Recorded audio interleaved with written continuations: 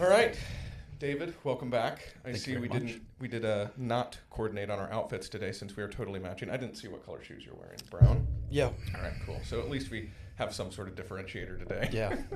But you just got back from a big trip. I understand it was a big road trip around the U.S., so tell me about that. I'm really excited to hear about that. My wife and I drove out to Mammoth Lakes, California, but we took the old Route 66, so we stopped along a lot of different places. Like we stopped in Winslow, Arizona, which is famous for the Eagles song, and we had lunch right there at that. They have a whole thing set up right there, so you can take pictures and stuff. It's a whole tourist attraction. How many states did you hit? Like 9 or 10.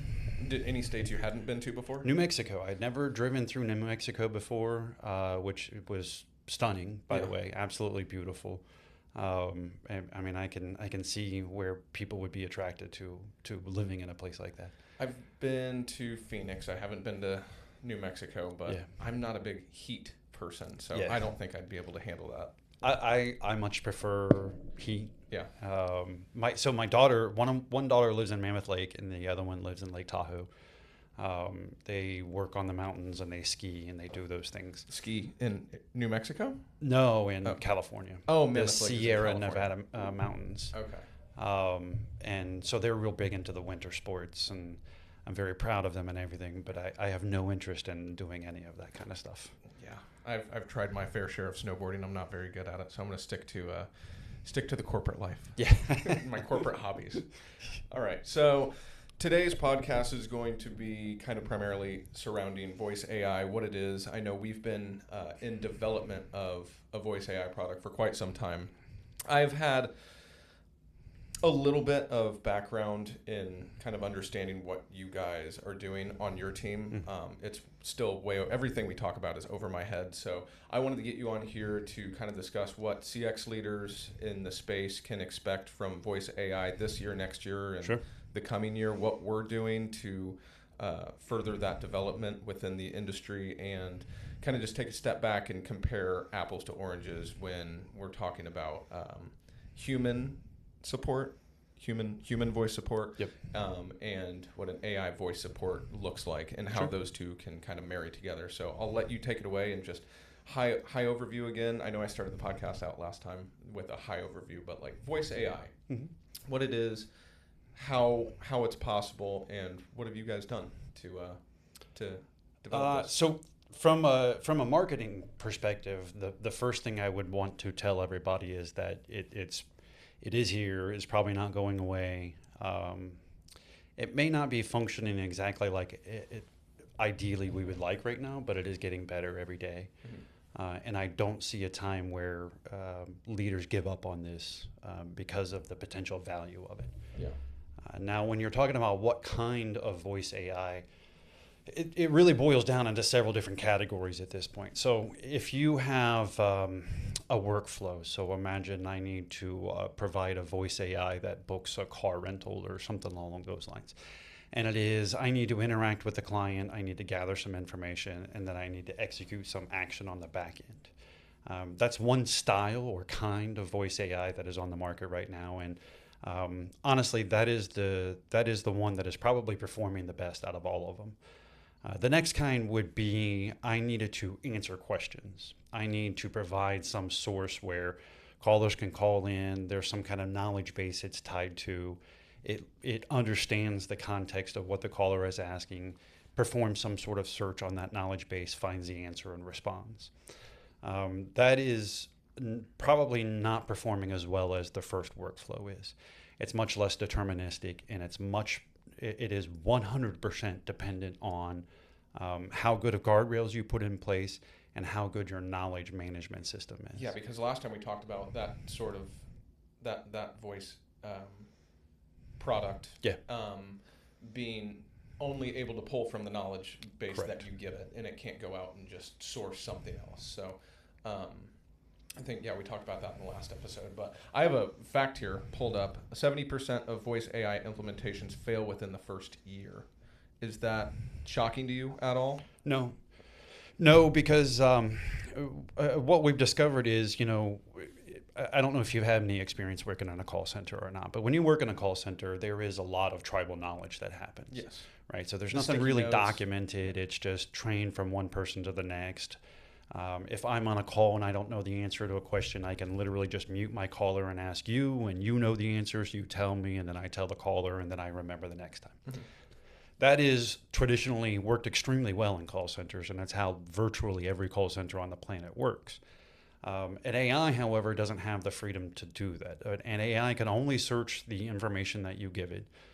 And if it doesn't find an answer or finds conflicting answers or what have you, if you don't have an exit methodology, a guardrail, some kind of escalation path for it to take, and make sure that it actually executes that escalation path, what it's going to do is it's just going to make something up, or it's going to give a nonsensical answer, and it's going to result in a really bad customer experience. And we've seen, hundreds of demos of something like this happening in the market already, where improper guardrails are placed on a product and it's allowed to just do whatever it wants to do.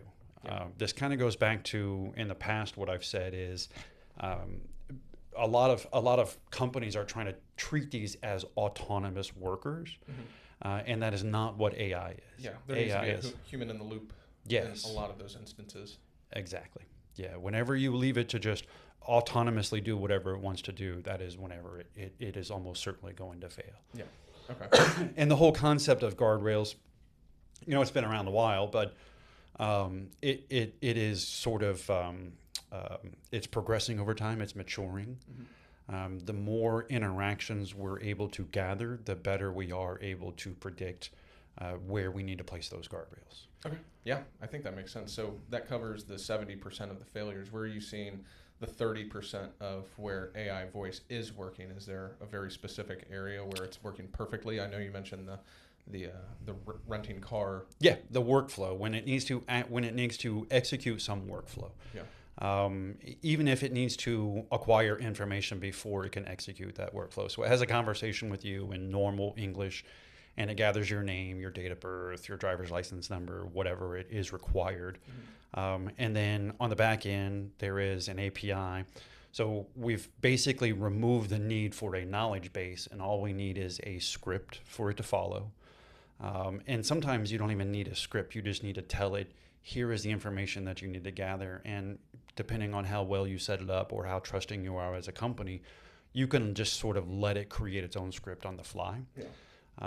That requires a lot more testing and a lot more refinement and iteration. But you can also literally just give it a script, say, ask these questions, get these answers. It can store those answers as an object in the background. And then when it comes time to make the API call to execute that action, it has those things that it can place in there. Okay. So it's very much more deterministic. Yeah. It needs to do X, Y, and Z, and then it can do 1, 2, and 3. And then after 1, 2, and 3 is done, it can confirm it to the caller, and then everybody walks away happy. Okay. And is there a way for these voice AIs to start interacting with the LLMs and getting context from outside instead of just the knowledge base that you're feeding it? Is that on the horizon? Is that happening? I don't see very many companies doing that ever. If you train your own model, I suppose, Bloomberg famously trained their own model because they have very specific information that can't be shared and everything else. So they realized that the only way to really use AI was to build their own model. But for 99.99999% of companies out there, that is not a feasible thing to do. So you're relying on using these models, which are great. Claude just came out with a brand new model today or yesterday called Fable 5.0. Yep. It's fantastic. And we explore those models. But the point is I have no idea what Claude was trained on, right? I can't get access to its training data, so I have no way of knowing what it's going to say. Yeah. It can literally say any nonsensical thing that you can come up with. So I don't see a time where, now, if you have maybe you're, for whatever reason, your company is just reporting sports scores to people who call in or whatever. Yeah. So it's a very generalized, it has nothing to do with my company. It's just, I need a way to answer generalized questions. Then I could see it just let it use its training data, let it use the internet, whatever. But the minute you cross over into that line where it needs to answer questions specific to my company, that's when you're no longer going to want to let it use its own training data or the internet to answer those questions. Yeah, I think that. It's, many companies have critics, right? So what you don't want to happen is you let your AI just search the internet for information about your company, and suddenly it stumbles upon a Reddit thread or something where somebody's trash talking your company, and now it just tells the caller all that kind of stuff. Oh yeah, guess what? You'll never guess what this company did Yes. back in 2005. I have another fact here I wanted to talk about. 81% of business leaders plan to invest in AI customer experience technologies, and 91% of customer service leaders are under pressure to implement those AI solutions. Yeah. So that's a pretty high number. That means 1 in 10 companies are under pressure. The CX leaders are under pressure to figure out a way to implement AI and even cut costs. I think AI can kind of be looked at as a cost-saving center in a bunch of different ways, but when you still need the human in the loop, it kind of doesn't deter away the cost savings. I mean, it could still be there, but I don't think it's going to be ever fully autonomous. So 1 in 10 companies being under pressure to implement AI. What do you... So in my view, you have to broadly separate those into 2 categories. So if you are strictly focused on delivering CX, delivering a good customer experience, that is one category. And then if you are trying to replace your engineer staff or your coding staff with an AI or something like that, it is doing work on the back end. That's a whole other broad category. Recently, we've seen a lot of stories about how some leaders are finding that replacing their staff with AI is actually more expensive than just having the staff. Do you know how much more expensive? It depends on the scenario, but it's not. There was a pretty famous story now that somebody spent $500 million in 1 month on Claude, and I cannot imagine their employees cost anywhere near that amount. No. And that's obviously a very extreme example, but if you are just turning AI on and saying, please write all this code and do all this work that we would normally have engineers doing, and do it pretty autonomously, it's going to basically run 24/7, and it's going to build costs very, very quickly. Now, if you are delivering customer experience, that's a totally different subject, right? So our portion, what you're really concerned with, are called tokens. That's how most of these AIs end up charging you. And so our token costs of our total workflow architecture is like less than 10%, because we only call the AI when we need it to do something, right? And especially the way we handle it at Netfor, we try to be deterministic always, unless it's a situation where non-determinism is called for. So what I mean by that is, I would never use AI to create and then execute code to call an API. Right. That's I can do that, and it will happen the exact same way every time, and I don't have to worry about it. There are companies out there though that during the customer experience product, they are having the AI do things like that, and so their token costs explode. If the only time I call the LLM is when I wanted to interact with the caller, then I'm only calling it, a couple of times per phone call, and it's a very modest expense. It is not something that needs to be really even considered in the grand scheme of things. Yeah. So breaking it down into those 2 categories, where you are delivering customer experience, or you are turning AI on and trying to make it a full-time employee that works 24/7, those are 2 totally different worlds. And that 90%, I'm wondering how much of that is on this side over here, because this is the side that's going to continue to struggle. And I don't think what the market wanted to happen with AI 18 months ago is going to happen. I don't think it's ever going to be a fully autonomous worker. It's just ever. Okay. It's not functionally designed to do that. I don't think that was ever the intent of AI or of LLM, or of, even when you get to reasoning models and all of these other things. It's always going to require very strict guardrails. If I hired Einstein to answer my call center questions, I still wouldn't just be like, have fun. And, I would still monitor what he's saying. I would still provide coaching. I would still put guardrails around him.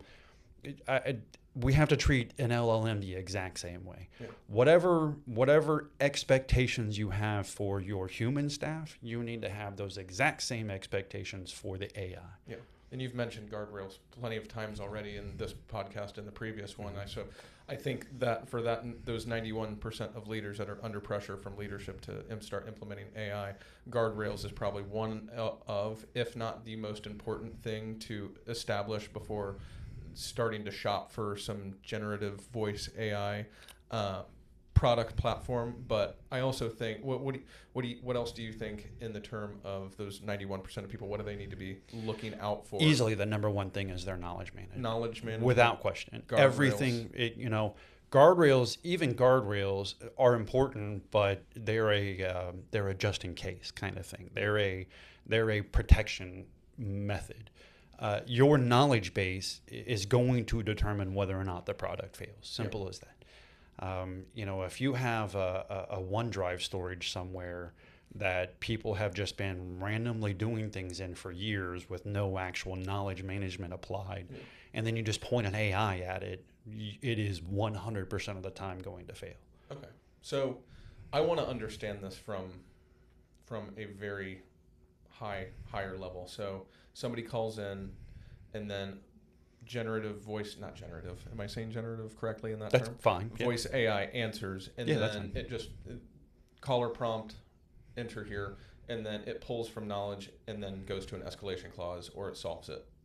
More or less, how does that work? I don't even know how computers work. So I don't even know how the Wi-Fi works. So first, we made this rock and we shoved electricity in it, Yes. and then it does magic things. Yes. But more or less, an LLM, the big modern innovation in LLMs, because we've had models for years, 30 years. I think the first true machine learning models were 35 years ago. But when we were doing translations, we could translate a specific word very accurately. We could not translate the context of the entire sentence for decades. And then eventually we figured out how to, with a very famous white paper called All You Need Is Attention, we figured out how to make it pay attention to the context of the entire text rather than just the next word. Okay. So the way we did this was it doesn't specifically work exactly like this, but for understanding purposes, every word is turned into a string of numbers. Yes. And it's always 0 point and then a bunch of decimal points. So if you think about the best analogy I've ever been able to come up with this, and I find this to be a very effective analogy, think of every word in the English language as a star in the sky. Okay. Now, some stars are going to be closer together, like baby and diaper. They're going to be fairly close together because in the English language, when we talk, we use them very frequently close to each other. Okay. Baby and nuclear explosion, probably not going to be anywhere near, right? It's because in natural English language, you just don't hear those words. So what we've created is called vector space, right? So it's a 3D space where all words have been converted into numbers and then placed next to each other according to how frequently they come up against each other within the English language whenever you're just normally talking. So now what is literally happening is whenever you ask the LLM a question, it just needs to predict what the next token is going to be or what the next word is. Is there a going to be. prediction success rate? Like, is it right most of the time, or how? Well, actually, sometimes it's wrong on purpose. Okay. So if I say father in, and then you're expecting the next token, almost always it's going to be father-in-law, right? Almost always, 99.999% of the time. But sometimes you want the LLM to not use the most obvious next word because it sounds more natural. So what you do is you find, you kind of, going back to the star analogy, you draw a circle in space and you say, if the previous word is baby and I need to come up with the next word, there's a circle in space that I allow it to look for, and all the stars within that circle it's allowed to choose from. Now, there are some things that we can do, like top P and top K and all these things, where effectively you can think of that as some stars are brighter than others because they're used more often. Some stars are dimmer than others because they're not used as often. You can widen that circle with something called temperature. So the lower the temperature, the smaller that circle is going to be. Yeah. And the more robotic it's going to end up sounding. So sometimes that's called for. You want it to sound very professional, very robotic. Sometimes you want it to be a little more casual. So what you do is you raise the temperature and that broadens that circle. So now there's more stars within that circle that it can choose from. So this is getting crazy. So there are things that you can adjust that basically, if you think of those stars as English words and it needs to just choose the next star, there are things that you can do to influence the math. Mm-hmm. But in the end, all that's really happening is some really fancy math, and then it is producing the results of that math, which turns into a specific token. Yeah. Now, what ChatGPT did, or OpenAI more specifically did, was they created the interface by which that token is then transferred into text and shown to you on the screen. Okay. Man. That's a great analogy. I can visualize it a little bit better than I could before. The vectors, the temperatures, the wide, so that's how voice AI is picking each item. Correct. To respond with. Okay. Correct. Now there are also tons of other systems that go into this LLM, things that control what language it speaks in, or there are all of these other things that go into it as well. But at the base of what is happening with an LLM, it's that what I just described. And the language is one thing, but I think another thing is can you start picking and choosing, like if it's male or female, high pitch, low pitch, deep voice, monotone. Yes. Give it like a silly little voice. I don't know. So what we've started doing is calling it personas. They're not really voices, okay. Because it does go way beyond the voice. Yeah. You can clone my voice if you want, but getting it to talk like I talk and use the inflection that I use and everything else is a totally different subject. Okay. Much more difficult to do. So it's not simply, hey, Mr. Customer, here's a bunch of voices you can choose from. Mm-hmm. It is, here's a bunch of personas you can choose from. I can make it professional yet witty. Sure. I can give it a southern accent. Accents. Oh, for sure. Yeah. Oh, man. You can give it an Australian accent. You can give it literally any accent that you want. Nowadays, okay. There are tons of companies that do this specifically for a living. That is all they do is create these voice personas. Yeah. Now, keep in mind, that is different from what I just described with how it predicts the next token. Yes. Those are two separate systems. Yes. One system is generating the text. The other system is reading it. And those are two completely different things. Okay. And I think one that everybody can kind of relate to, even this year or last year, Alexa came out with a new voice that you could opt in for. Have you done that on any of yours? I have not. Do you have any? I do not. Oh, I love Alexa. Yeah, it went from the same voice it had for years and years and years to something a little more flowy and a little bit more crisp, I would say. So that's one instance I think people can start to visualize and first-handedly see. I'm surprised they didn't offer the ability to just record your own voice at this point. That's such a old hat thing now. I wouldn't want my voice talking to me if I'm talking but to it might be funny to do somebody else's. I guess there's probably some legal reasons why you might not be able to do that kind of thing. But at this point, though, creating the voice personas is a very mature technology, actually. Yeah. We are really, really good at doing that. We as in everybody, or Netfor as in as in the industry is good at doing that. Sweet. I want to hop into Netfor. So what's your team working on right now, up in the lab cooking? Right now we are focusing on specialty clinics. So think of your orthopedics or your pain management or things like that. Again, we go back to they are very workflow heavy. It is gather information, book an appointment kind of thing.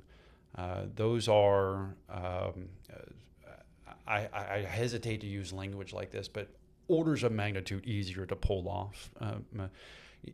Anytime that we are faced with, dealing with it having to look up knowledge, it just goes back to the same thing of, if you don't have good knowledge management already, then there's no hope of you getting that product up and running. However, if it is, we need to design some workflows for you. That is something that, in reality, if you think about it, Netfor's been doing for 30 some odd years, where we design workflows for our clients based on what the knowledge tells us we're supposed to be doing. And the only thing we're doing now is just inserting AI for capacity.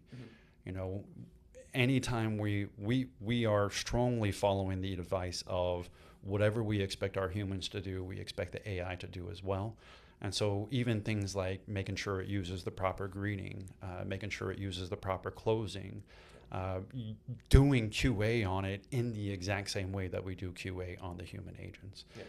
And that allows us to iterate on it and make it better over time. And I think that's probably the main thing we have learned, is that you are going to have to iterate on it and make it better over time.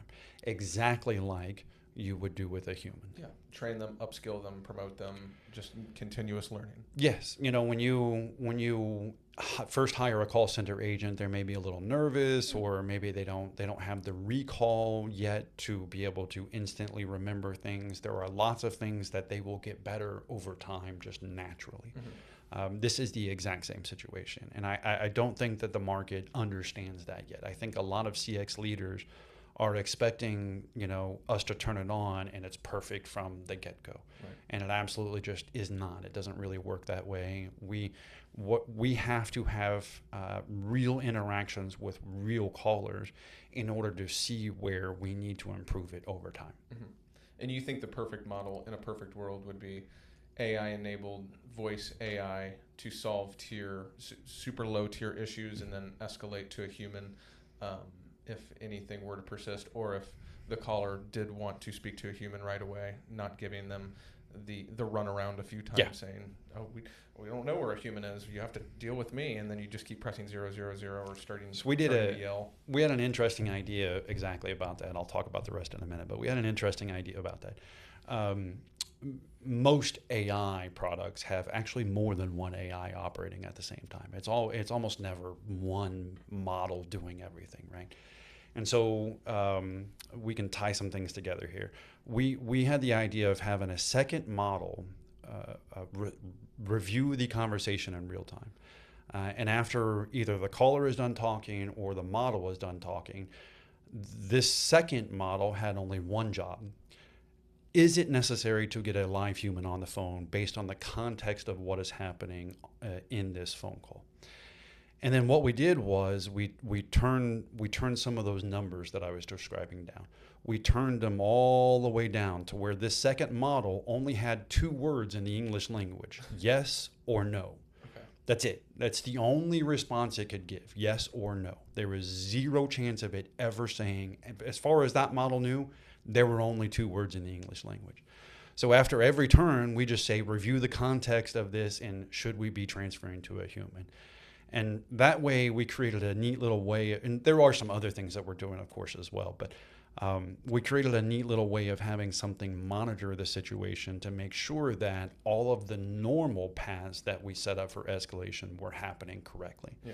Because we do have, anytime a client says we want to talk to a human, we pretty much exit immediately. Yeah, that's what everybody wants. Yeah, Nobody or wants if we do things like, if it's asked you the same question more than twice and it can't understand what you're saying, we exit to a human, or we at least offer it. Anytime we detect a bad customer experience, we are trying to exit to a human. Yeah, customer sentiment's huge. Yeah. And it measures that based off tone of voice and words used. Yes, okay. Absolutely. Words used is always the easiest one. Yeah. But monitoring sentiment, not a lot of people, when they're monitoring sentiment, they look at it as post-processing. After the call is over, I will run some process and I'll get the sentiment of the call.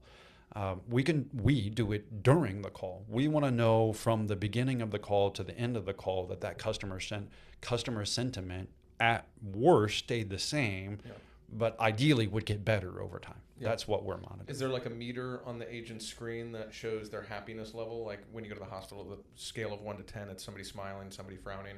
Is there like a warm level that just kind of measures it after each sentence or each interaction a caller has with a... So now you're talking about something called real-time interaction guidance. What's being displayed to the actual agent. But it depends on what you're talking about. Okay. If we're back on the LLM and it is just the LLM that is interacting with the client, there's really no need to display something in real time because the LLM can just read the numbers off of text or whatever. If it is real-time interaction guidance, the LLM is not responding to the caller. The agent is responding to the caller. Mm-hmm. The LLM is monitoring the call for things like sentiment. Yeah. Some systems are good enough to make it real-time. It will tell you after every turn of every call, a turn being the caller has finished talking or I have finished talking. That ends a turn, and then it will update the sentiment based on that. Awesome. And we're already there. Okay, cool. Back to what we were just talking about, what your BI team's doing right now in development, specifically with specialty medicine, managed patient access, stuff like that. What success look like from your seat if someone were to implement that into one of those new practices? So success looks different depending on which hat I'm wearing. Mm-hmm. If I'm wearing a technical or engineering hat, success looks like when I do things like ask you for your name, I can accurately record the response. When I am executing code to, call an API, that code is written correctly and executes correctly every time. That's from a technical engineering standpoint, the measures of success are really the same that they've been for any technical product that's been released in the last 40 years. It's just the product actually functions a little differently. Now, from a marketing, from a sales standpoint, success in the market is trending towards interaction. So instead of paying per minute, a lot of people are paying for these with successful interactions. So, for instance, if I'm building something that's booking you car rentals, you want to pay based on the number of car rentals that were booked. Instead of how many minutes. Correct. Or how many interactions it took or things like that. Because the scale is so different. Mm-hmm. If it's not a human answering those calls, I can answer 10,000 calls in an hour. Yeah.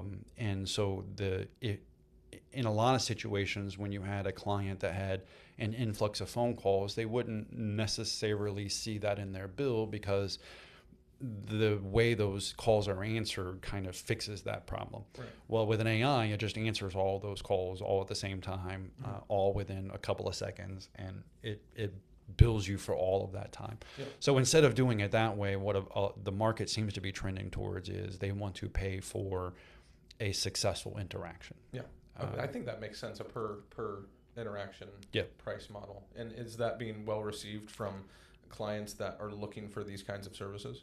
From what I've seen so far, yes, but it's like also... Nobody's begging for a per minute basis? No, okay. But it's also kind of it's a newer development. Like I would say 2026. It's only just now.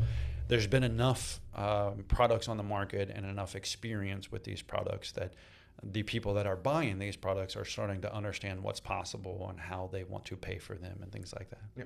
Okay. Perfect. I'm going to start. I think we're going to close out pretty soon, but okay. I want to circle back to one more fact I wanted to discuss with you. 85% of AI support failures trace back to poor knowledge management and no clear protocol for handing off to a human. Yeah. So that just reiterates what we were discussing with knowledge and guardrails and the most important things when evaluating the next step in customer experience evolution, which is voice chat, email, text, social, generative AI. So I think there's a lot to be continue discussed, but I'm glad we hammered out what voice AI looks like, and you explained your stars and galaxies analogy to me. I thought that was fun. Something me and you were discussing before we hopped on here is, I don't know if it's really off topic. I guess it's kind of on topic, but the generational gap between, like, I'm Gen X. You're a Gen X. I'm a millennial. and then there's a wide array of different generations. How do you think each one's being which generation do you think is being the most welcoming to this change and the most resistant? I think we all know it's probably the older generation maybe being a little bit more resistant, but no, exact opposite. Right now Gen X unfortunately is becoming the older generation.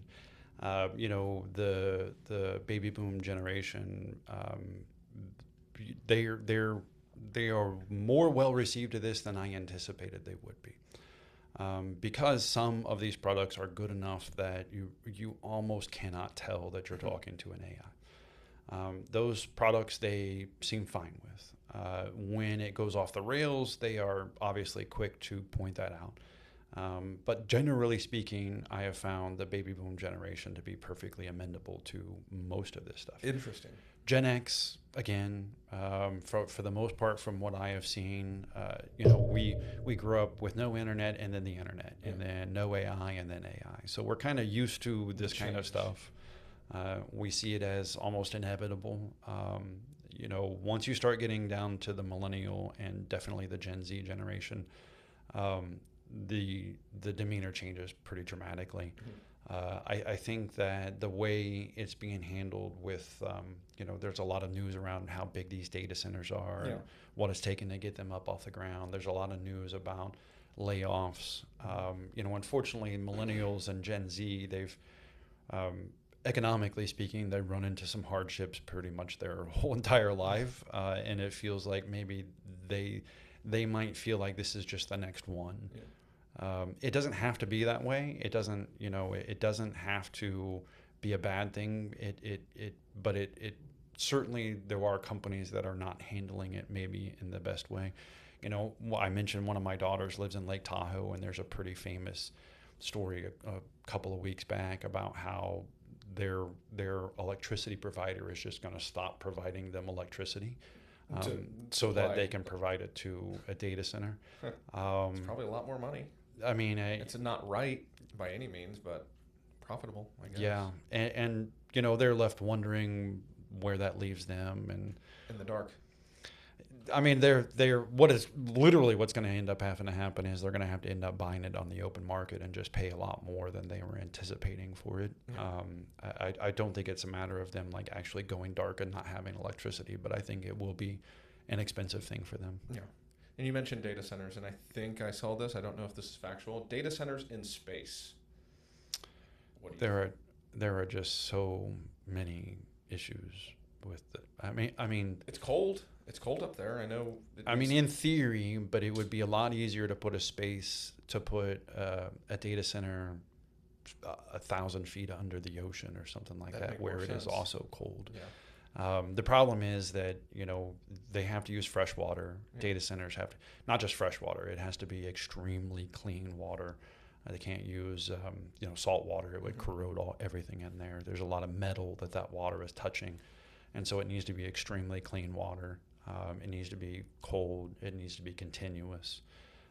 Space sounds theoretically nice, but the logistics of getting that material into space and then assembling that material in space, and the International Space Station, it costs $80 billion, I think, and is relatively simple compared to. And it's kind of small. It's bigger than you think it is, but it is compared to a data center. It is very small. Yeah. And then there is getting the data to space and back from space. That's kind of like satellites, though. I mean, it is. We know the technology exists. I don't think that the economics exists to do something like that. I know there's going to be a company in 10 years. There are going to be space data centers, and we're going to be here talking about it. We would need to lower the cost of getting material into space dramatically. Not to mention, it would be very low, but you would have to have 24/7, 365 days a year staff in that data center in space. Data astronauts. Yeah, data astronauts. You're going to be the first one. I would do it. I would 100% do it. I would sell one of my children to be able to go into space. That'd be pretty cool. Not selling your kid, but the first data storage astronaut, whatever you want to call it. I don't know. There's got to be a Space Force term for You it. know, it's like mining asteroids. You know, it's a fantastic idea. Theoretically, would work, but the logistics of it, we're not there yet. Elon will get us there, or somebody, Bezos. No, well, he just had a rocket explode. Yeah, I mean that's how you learn. That is how you learn, for sure. Well, we're not exploding rockets. We're just talking about voice AI. But thanks for coming out. I Yep. appreciate it. It was fun, as always. It's a blast. Try to get this, get a better cadence. I know it's been a few weeks since our last one. So Yeah, we need to just set it up on a schedule. we will. But thanks again. I appreciate it. And look forward to talking to you guys next time. Absolutely. Thank you, Ian.